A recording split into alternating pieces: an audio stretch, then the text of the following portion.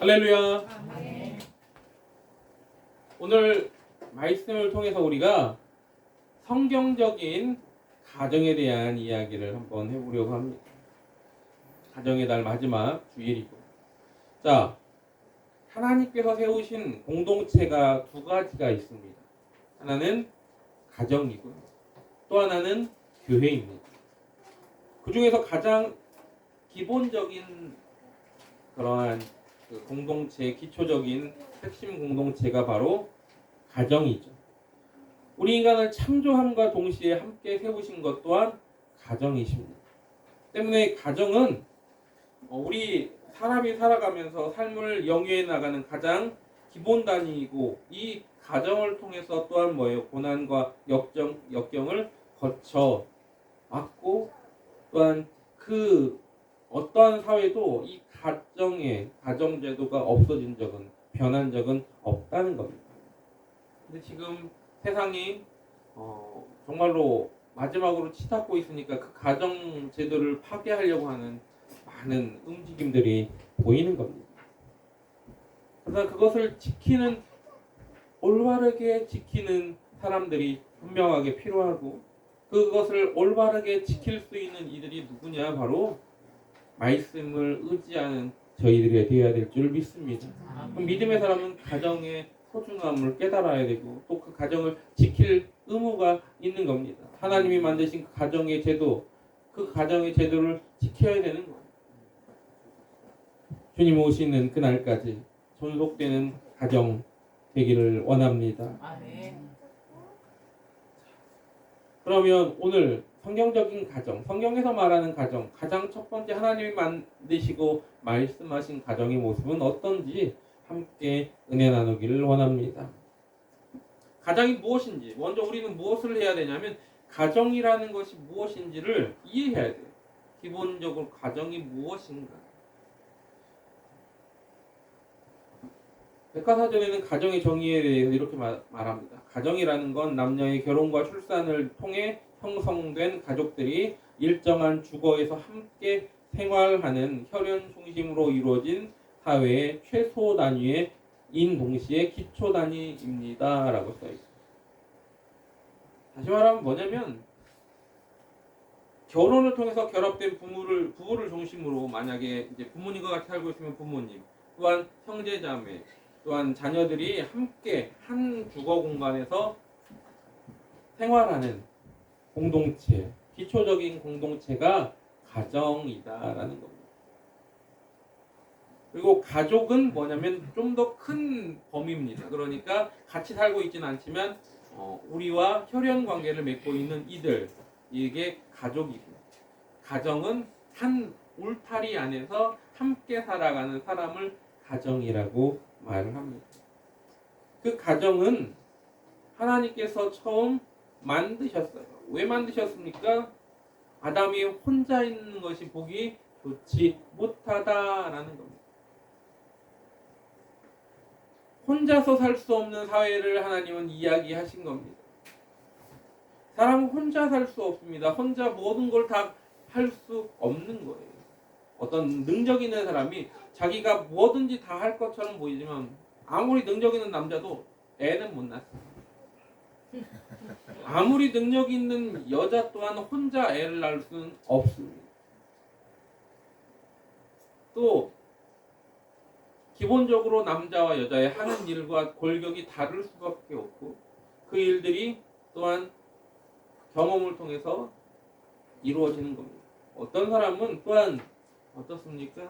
어떤 사람은 길을 정말 잘 찾아. 어떤 사람은 길을 참 못 찾아. 어떤 사람은 한 번만 이름을 들어도 이름을 외워요. 어떤 사람은 이름을 못 해요. 저는요, 어떤 인물들에 대한 어떤 생렬, 그 몇 년생인가 뭐 이런 것들은 잘 외웁니다. 근데 이름은 못 해요. 얘하고 얼굴하고 매치가 안 돼요. 아니, 이름 자체가 좀 저한테는 생소한 느낌이죠. 어제 이제 그 차 엔진 오일을 가려고 하는데, 그 사장님이 자기는 길을 잘 못 찾는데 이름도 잘 못 외운다. 근데 차는 잘 고치시고 기계에 대한 어떤 이해도는 굉장히 빠르신데, 그런데 길을 찾거나 그 다음에 사람의 이름을 외우는 건 참 못한다. 근데 저는 길은 잘 찾아요. 근데 이름은 못해요. 이러한 특징들이 사람마다 다 다르다라는 겁니다. 그래서 혼자 살 수 없는 겁니다. 함께 살아가는 거예요. 그래서 자꾸 사람들한테 뭐라고 말합니까? 너 혼자 뭔가를 할 수 있다라고 자꾸 사람들한테 힘어줘요. 물론 혼자 하려고 하는 어떤 자립심을 심어주는 건 좋지만, 그러나 혼자 살 수 없는 사회임을 분명하게 잊지 마시기 바랍니다. 마찬가지로 가족도 마찬가지입니다. 왜 시편에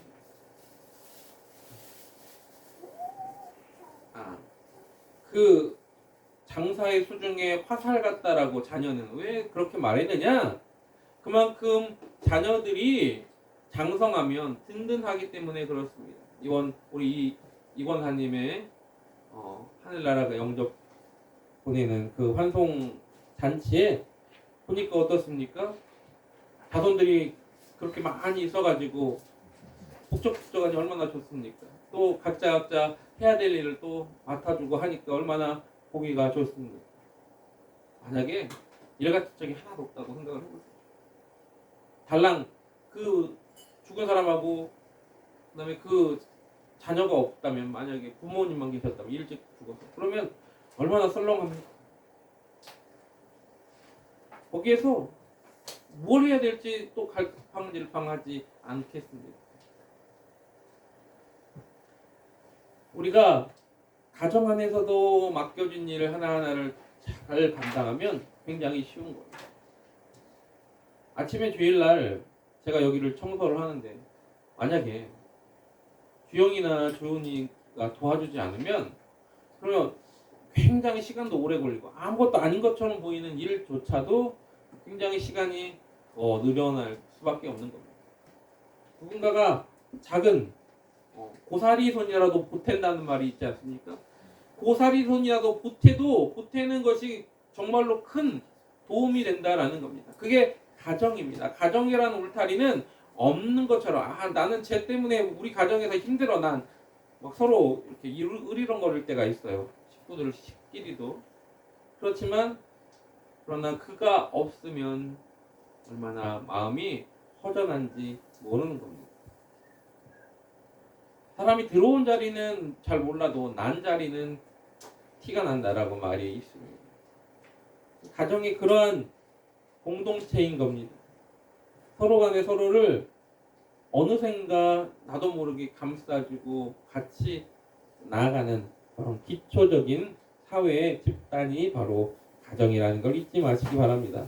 그 가정을 하나님은 왜 만드셨을까? 하나님의 일을 더욱더 잘하려고 만드신 겁니다. 아담이 정말로 하나님의 일을 하는데 외로워 보이는 그 모습을 보고 하나님이 만드신 것이 가정이다라는 겁니다. 그래서 가정 또한, 교회 또한 마찬가지로 하나님의 영광을 위해 세워진 단체임을 잊지 마시기 바랍니다. 그 단체에 하나님 뭐라고 말씀하십니까? 생육하고 번성하여 땅에 충만하라 땅을 정복하라고 말씀하고 있습니다. 이 가정을 통해서 그 생명이, 하나님의 세대가 뭐예요? 계속 되어지는 역사가 분명하게 있어야 될 줄 믿습니다. 그런데 어떻습니까? 우리나라는 지금 인구 곤두박질을 치고 있지 않습니까? 결혼을 해도 애를 낳지 않겠다는 친구들이 많아졌어요. 우리 젊은 친구들에게 그러한 모습들이 많습니다. 어떤 영향으로 그것이 발생됐는지 모르지만, 그러나 그것이 우리에게 어때요? 현실로 다가왔다라는 겁니다. 그러면 우리가 왜 자녀가 필요한지에 대한 것을 본을 보여야 되는 겁니다. 그냥 기본적으로 그냥 애 많이 낳으면 좋아, 이게 아니라는 거죠. 왜 하나님께서 우리에게 가정을 허락하셨는지를 알고 그 가정을 통해서 하나님이 이루고자 하는 일들이 있음을 분명하게 알게 해야 된다는 겁니다. 그래서 가정이 어떤 기능을 가지고 있는지도 우리는 알아야 됩니다. 먼저 종교적인 기능이 있습니다. 가정은요, 신앙 형성과 그 신앙생활에서 매우 중요한 역할을 감당합니다. 학교에서 기본적인 교육을 배우고 교회에서도 예배를 드리지만, 그러나 가정에서 가장 기본적인 하나님이 원하시는 귀한 길을 가르쳐야 됩니다.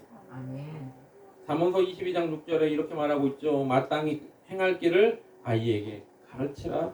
그리하면 늙어도 그것을 떠나지 아니하리라. 아멘. 유대인의 교육법들을 많이 이야기합니다.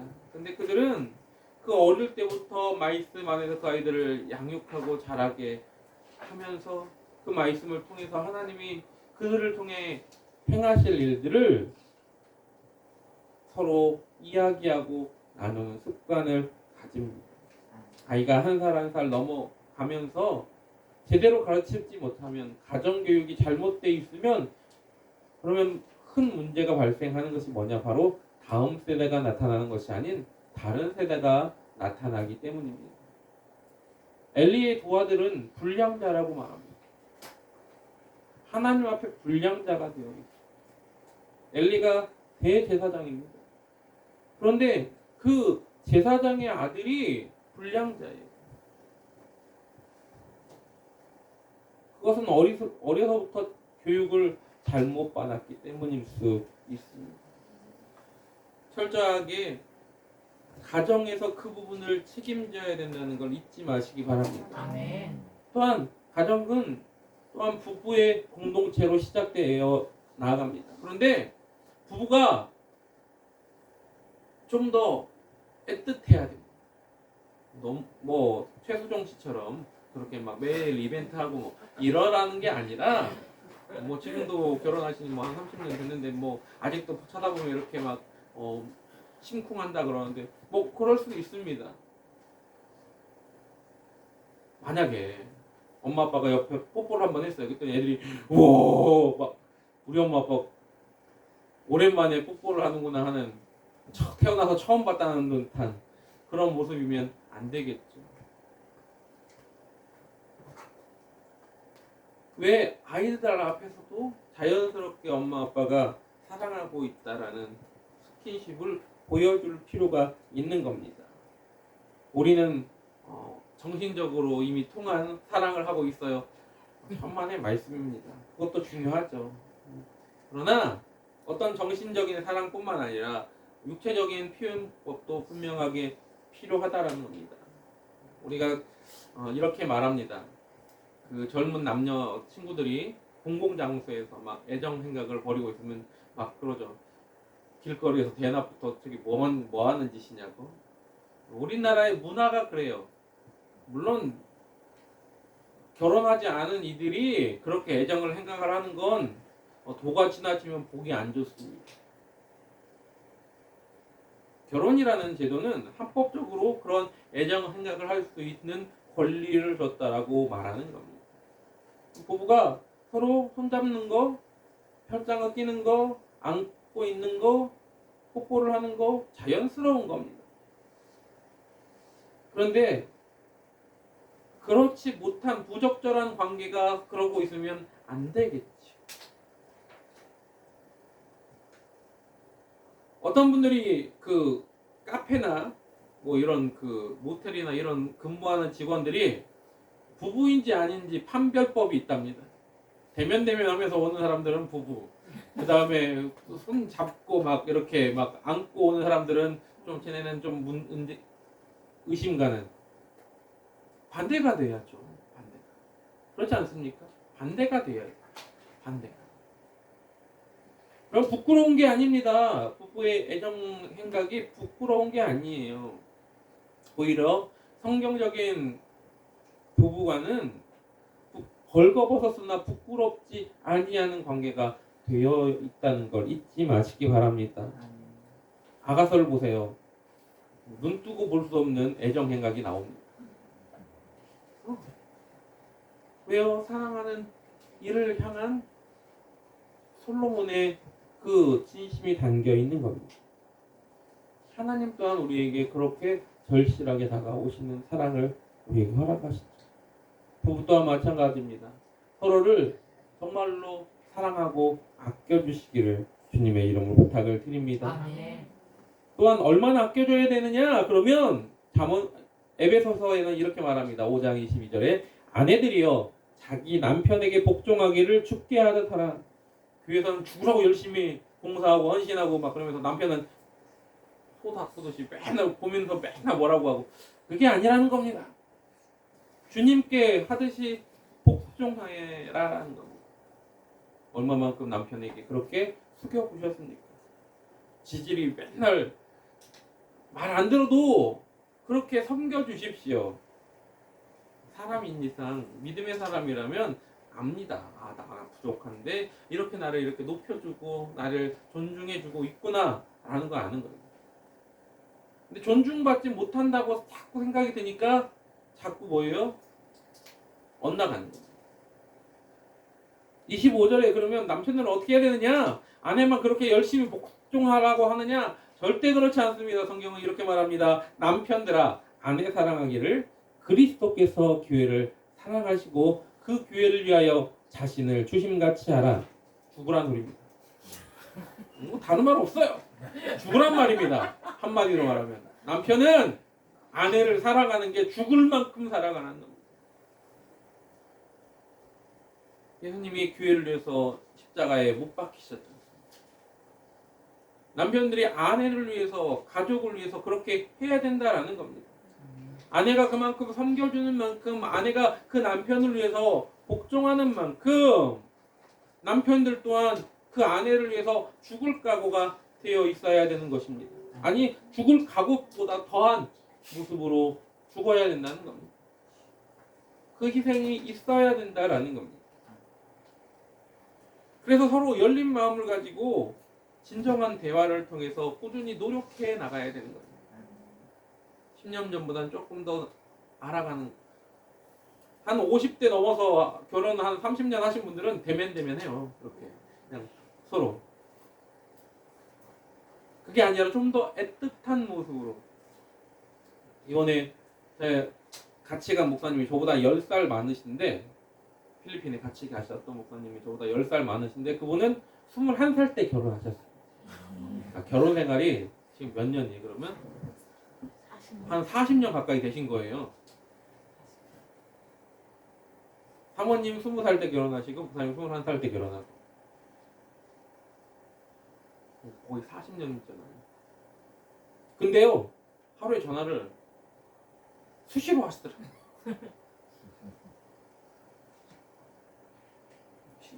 시간 날 때마다 존경합니다 그랬어요.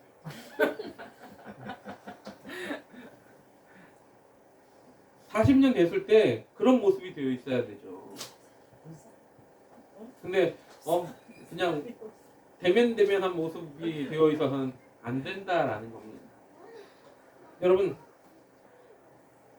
그것이 바로 아내들이 남편에게 할 때 정말로 그 말이 조금 타당하지 않아도 그때는 좀 이렇게 그 남편의 말을 들어주고 또한 그것이 맞는 것처럼 이렇게 해주세요. 그리고 나중에 조리 있게 말을 해주십시오. 뭐라고요? 남편이 나중에 그런데 그 부분은 좀 이렇게 해야 되지 않을까요? 라고 그 면전에서 아니 그게 아니고 남편 왜 그래 대체 그게 맞는 말이 아니잖아.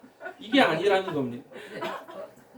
그러니까 남편들은 아내가 하면 예수님이 얼마나 목숨 걸고 교회를 지키시고 사랑하셨습니까? 그러면 남편들이 아내에게 하는 것 또한 어떻게 해요? 그 아내를 위해서 섬겨주는 모습으로 헌신하는 모습으로 희생하는 모습으로 나가야 된다는 겁니다. 분명히 달라요. 화성에서 온 남자, 금성에서 온 여자라는 책이 있듯이 서로 참 다릅니다. 다른 것을 인정할 줄 알아야 돼요. 그래야 가정이 바로 설 수 있는 것이고 그것을 보고 자란 아이들이 어떻게 해요? 알 수 있는 겁니다. 아 우리 엄마 아빠가 이렇게 서로를 사랑하고 서로를 아껴주고 우리 엄마 아빠를 보면서 내가 배웠어 라는 게 나와야죠. 맨날 싸우니까 난 결혼하기 싫어 이러면 안 된다는 겁니다. 가장 안타까운 관계가 대화가 통하지 않는 관계. 마치 벽에다 대고 말하는 것 같아요. 왜 그렇습니까? 이해를 안 하니까 그래요. 서로를 인정하지 않기 때문에 그렇습니다. 그럼 나만 그래야 되느냐 하면서 어떤 분들이 그래요. 그러나 여러분 계속 한쪽 벽을 계속 두드리면요 결국 한쪽 벽이 무너지게 돼요. 여러분 서로 간에 벽이 있더라도 한 사람이 계속 그게 우리 남편은 원래부터 벽을 막고 있는 사람이니까 그러면 내가 노력을 할 수밖에 없는 거예요. 그 사람이 그 마음 자체가 아예 닫혀 있다면 그러면 내가 계속 문을 두드려야 돼요. 계속 두드려야 돼요. 언제까지 열릴 때까지. 우리 박정길 할아버지가 교회 가자는 말을 30년 했는데 그때마다 뭐라고 말합니까? 나는 여기서 믿는다고 했어요. 나는 여기서 믿는다고. 그러니까 너희들은 다 나오라고. 그 전에는 많이 핍박도 했지만 그리고 핍박의 단계가 넘어가니까 안 되겠구나 하고는 장전을 바꾸신 거죠. 난 여기서 믿는다고. 근데 어느샌가 30년이 지나니까 따라가기 시작하시고 20년 교회 다니신 다음에 하나님 나라 가셨죠. 여러분 그게 바로 하나님 나라의 법칙임을 잊지 마시기 바랍니다. 아멘. 그렇기 때문에 그것을 통해서 아이들이 배우는 거예요. 우리 부모가 어떻게 가정생활을 하고 있는지 그걸 보면서 자녀는 배우기 싫어도 배우는 거예요. 진짜 싫어 우리 아버지 이렇게 하는 거 내가 싫어. 나중에 보면 내가 그러고 똑같이 하고 있어요. 왜? 보고 배운 게 그거. 주태백이 아버지 밑에서 자란 애들을 술 그렇게 싫어할 것 같은데 술을 먹어. 잘 먹어. 그거는 술주 정도 해. 얼마나 똑같은지 행동이. 왜 그렇습니까? 바로 그렇게 그걸 보고 자랐기 때문입니다. 저도 욱하는 그 성질들 보고 자란 거예요. 그게. 그 모습들을 보면서 고쳐야겠다 다짐하면서 그러다가 가끔씩 뿔뚝뿔뚝 올라오는 그 모습들을 보면 우리 아버지랑 똑같구나 라는 생각을 하게 되는 거죠. 발가락이 닮은 게 아니라 보고 배운 것이 닮아지는 겁니다. 그렇기 때문에 어떻게 해요?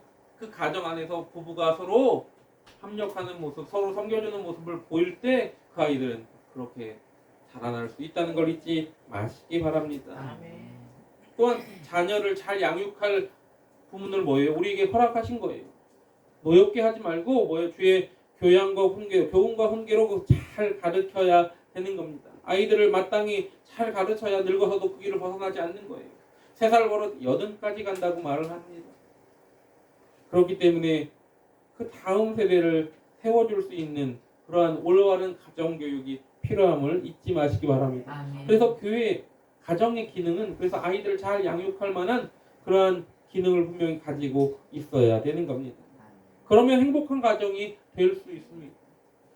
그래서 그 행복한 가정의 올바른 첫째 목표는 뭐냐면 올바른 신앙으로 자라야 되는 겁니다. 믿음의 사람이라면 또 하나님이 이 땅에 이 교회를 만드신 가정을 만드신 가장 첫 번째 이유가 하나님의 영광을 위해서 만드셨다면 어떻게 해야 돼요? 그분의 뜻과 섭리와 말씀 가운데서 순종하며 사는 것을 본을 보이는 부모 밑에 또한 그 본을 따라서 순종하며 나가는 자녀가 있어야 될 줄 믿습니다. 아멘.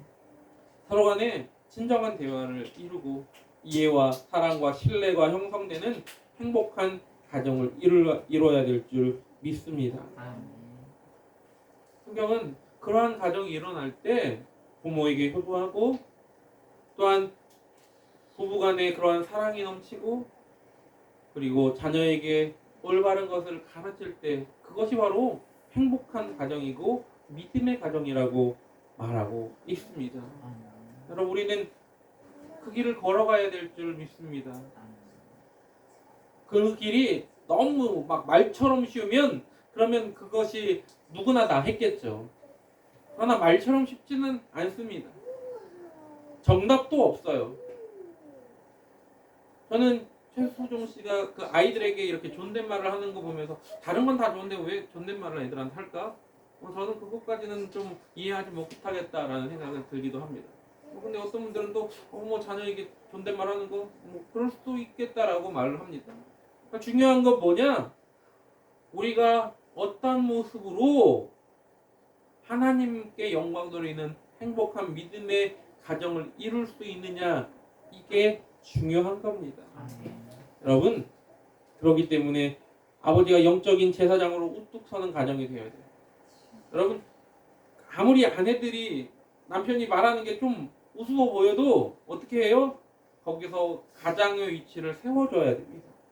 가장의 위치를 안 세워주면 아이들 또한 그 가장을 무시하게 됩니다. 또한 어머니가 사랑으로 아이들을 양육할 때 아버지는 옆에서 어떻게 해요? 지지해주고 또한 함께 그것을 아이들에게 행하는 어머니의 그 사랑을 같이 희생하면서 해줘야 됩니다. 또한 자녀들을 주의 훈계와 교훈과 훈계로 가르치고 나아가는 것, 감정으로 다스리는 것이 아니라 그때 아름다운 가정이 이루어질 줄 믿습니다. 좀 더 제가 일찍 그런 걸 좀 더 알았으면 하는 마음이 들 때도 있어요. 그런데 지금도 늦지 않았다라는 겁니다. 여러분, 지금 좀 늦었다라고 생각하시는 분들은 지금 늦지 않았다라는 겁니다. 지금부터 시작하면 된다라는 겁니다. 그러면 믿음의 명문가가 될 수 있습니다. 거기엔 뭐가 필요합니까? 우리 주님이 교회를 위해서 자기 몸을 버리신 것처럼 그런 희생이 서로 필요한 겁니다. 이기적인 사람으로 어떠한 나는 받기만 하는 가정의 일원이 되겠다라고 생각한다면 착각입니다. 가정의 모든 사람은 다 서로 간에 조금씩의 희생이 필요한 겁니다. 형제 간에는 형을 이해하고 동생을 이해하고 또한 누나를 이해하고 동생을 이해하는 그런 모습이 필요하고, 또 부부 간에도 마찬가지로 서로를 그럴 수 있었어, 그 입장에 대해서 그것을 이해할 수 있는 그 이해로움이 필요하다라는 겁니다. 거기에는 뭐가요? 희생이 필요한 거예요. 이해하려면 내가 뭐예요? 희생을 감수해야 되는 겁니다. 가족 구성원 속에서 그 희생과 헌신을 통해서 조건 없이 주는 것이 필요한 겁니다. 내가 너한테 저번에 그렇게 해줬는데 너는 나한테 이렇게 하고 있냐? 그거는 뭐예요? 계산이죠. 그건 희생이 아닌 겁니다. 희생은 계산하지 않습니다. 우리는 자꾸 내가 자기가 희생했다고 하면서 계산하는 사람들이 있어요. 그건 계산한 거지 희생이 아닙니다. 언젠가 돌려받겠다는 어떤 모습이 있는 겁니다. 그러나 가족 안에서, 가정 안에서, 한 공동체 안에서 돌려받겠다는 그 마음, 그것은 하나님이 원하시는 모습은 아니다라는 겁니다. 물론 그러면 한 사람만 희생하면 아니라고 했잖아요. 모두가 희생해야 된다. 그래서 한 발짝 더 나가야 되는 것이고, 그 행복한 가정, 믿음의 명문가를 이루기 위해서는 서로 간에 조금씩의 힘이 드는 거죠. 어떤 사람 더 많이 힘이 드는 사람이 있을 수 있습니다. 그렇지만 그래야 훌륭한 가정, 하나님이 원하시는 가정이 이루어짐을 잊지 마시기 바랍니다. 아멘. 우리 행복하게 모두 원하는데, 근데 행복하기를 원하는 사람들이 자꾸 뭐예요? 그 행복을 위해서 내가 할 일을 하지 않아. 여러분, 행복에도 책임과 의무가 있습니다. 우리는 자꾸 뭔가 내가 받으려고만 하는 모습이 있어요. 근데 내가 할 일을 하지 않으면 내가 받을 수 있는 것도 없습니다. 믿음의 가정을, 명문가를 이루고 싶다면 내가 해야 될 일을 반드시 해야 되는 겁니다. 그게 바로 서로 사랑하며 존중해주며 이해하며 또한 희생하는 것임을 잊지 않는 저와 여러분 되기를 원합니다. 아멘. 우리 가족들 한번, 내가 사랑하는 남편이, 아내가 근처에 있다면 한 번씩 이렇게 쳐다봐 주세요. 그리고 눈으로 한번 그 끄덕끄덕 하면서 이렇게 하겠습니다라는 긍정의 모습을 비춰주기 바랍니다. 반드시 목적을 위하여 달려가면 오늘 또 할렐루야 찬양하면서 하나님께 영광 돌리는 자녀가 될 수 있습니다. 그런 자녀가 되기를 주님의 이름으로 간절하게 부탁을 드립니다. 함께 찬양하겠습니다.